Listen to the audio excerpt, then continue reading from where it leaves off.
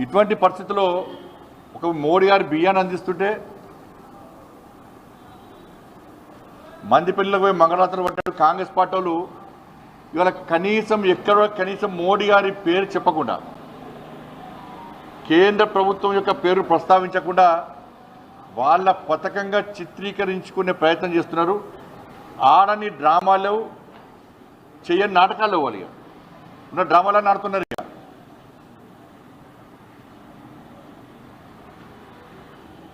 వీళ్ళని చూసి ఆ వీధి నాటకాలు కల్చర్ని కాపాడడం కోసం, సనాతన ధర్మాన్ని కాపాడడం కోసం వీధి నాటకాలు చాలామంది కళాకారులు వేస్తూ ఉంటారు.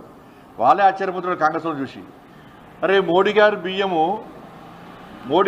ఇస్తుంటే కాంగ్రెస్ వాళ్ళు మాకంటే ఎక్కువ నాటకాలు చేస్తున్నారని చెప్పి వాళ్ళు ఆలోచిస్తున్నారు. వీధి నాటకాలు చేసే కళాకారులను మైమరిపించే విధంగా కాంగ్రెస్ పార్టీ వాళ్ళు నటిస్తలేరు, జీవిస్తున్నారు.